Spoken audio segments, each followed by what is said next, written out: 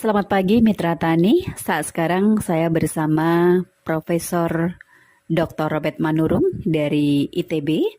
Bincang-bincang kali ini terkait dengan biosaka ya. Pak Prof, saya ingin bertanya, banyak dari masyarakat yang belum paham apa itu sebenarnya elisitor dan seperti apa cara kerjanya sebenarnya.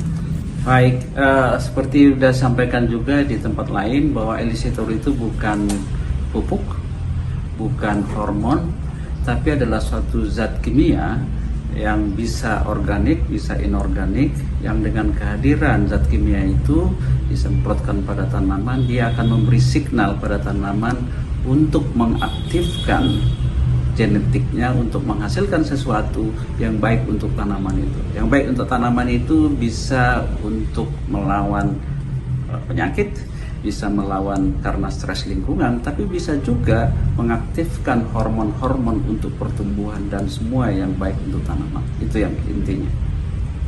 Pak Prof, ada istilah signaling elisitor. Ini sederhananya signaling itu seperti apa Pak Prof?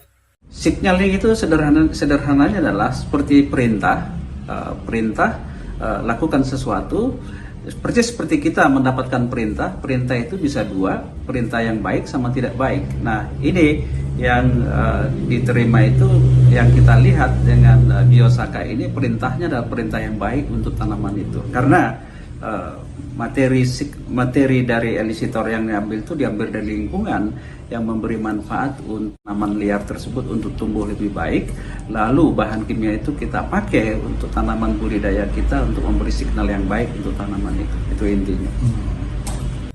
Fakta di lapangan Pak Prof, ini banyak publik ya yang pengen tahu dan belajar membuat ramuan biosaka. Tapi banyak di antara mereka yang belum paham cara memilih, cara meremasnya, dan bahkan sudah banyak yang mencoba tapi gagal, belum homogen ini. Ini pesan-pesannya Pak Prof, gimana ini? Jadi dari awal saya sudah mengatakan bahwa di tanaman tersebut, apalagi yang kita lihat yang biosaka itu kan diambil dari tanaman. Jadi sangat tergantung cara merasnya, cara ininya, zat kimia yang diambil bisa bermacam-macam, tergantung itu. Jadi memang dari awal saya mengatakan saya fokus biosaka yang dibuat Mas Ansyar, karena bisa saja bahan kimia yang lain masuk, mungkin tidak sampai membuat elisitor yang diambil itu rusak, tapi dengan kehadiran elisitor yang tidak baik itu juga menjadi ikut di dalam elisitor yang baik itu. Ada nggak kajian-kajian yang seperti elisitor biosaka ini yang perlu Pak Prof sampaikan kepada publik? Kami sebenarnya sudah, jadi yang harus kita catat, elisitor yang pertama itu signal, maksud saya. Yang pertama itu kan semua orang tahu signal yang pertama itu adalah cahaya. Ada frekuensi dan ada jenis cahaya. Kami sudah pernah mencoba bagaimana dengan cahaya kami bisa menghasilkan tomat dengan kandungan likopennya naik 200%. Itu cahaya. Tapi itu hanya likopennya. Nah, dengan elisitor yang sekarang dengan biosaka ini, kita bisa melihat banyak sekali yang bisa diperbaiki, tidak hanya di kulitnya. Jadi sehingga yang saya katakan kemungkinan besar di sana banyak zat kimia elisitor yang sangat baik untuk tanaman. Dan bagi saya itu sangat rasional, karena itu diambil dari tanaman liar di sekitar tanaman yang memang tumbuh sangat baik di daerah tersebut. Saya pernah baca kalau elisitor itu bisa dari beberapa bentuk ya. Bisa dijelaskan Pak Prof?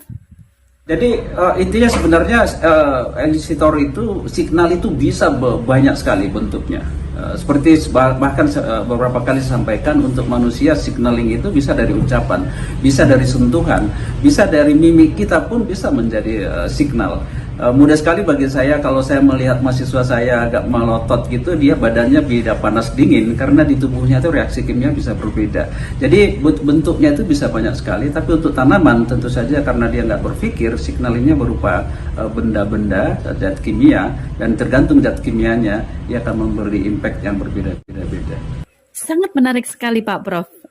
Terus bagaimana sebenarnya respon tanaman-tanaman itu terhadap sinyal yang disampaikan oleh elisitor biosaka Pak Prof?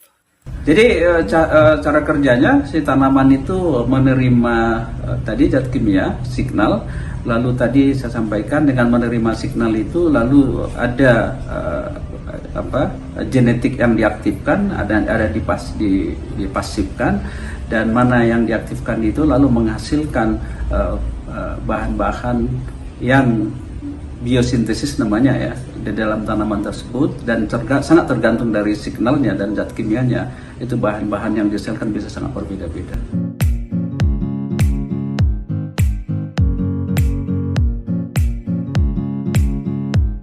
Dan tentunya harapannya ini untuk kebaikan masyarakat petani dan mendapatkan penghasilan yang lebih tinggi. Ngaten nggih Bapak Ibu. Nggih, mudah-mudahan ini memberikan berkah dan memberikan kemajuan untuk kita bersama. Dari sisi teknologi kami sudah mengembangkan program namanya Sae Kedele Bapak. Jadi teknologi Sae Kedele itu teknologi Smart Agricultural Enterprise Kedele, yang kita artikan dalam bahasa Jawanya teknologi kedelai yang sae, yang apik gitu Pak. Itu ditunjang dengan adanya smart monitoring system, kita tunjang dengan traceability system, dan juga kita dukung dengan regeneratif farming atau pertanian yang ramah lingkungan. Nah ini saya kira nanti akan sama-sama kita wujudkan untuk menjadikan pertanian kita menjadi lebih unggul dan pertanian kita memberikan kesejahteraan yang lebih. Dan tentunya tadi saran dari Pak Dirjen, dompet petani makin tebal. Nggih, ngaten nggih Bapak Ibu.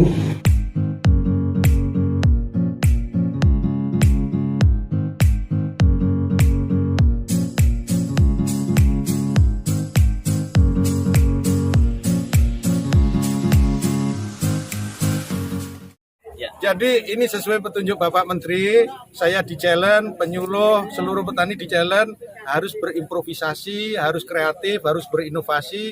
Hari esok harus lebih baik, harus ada perubahan.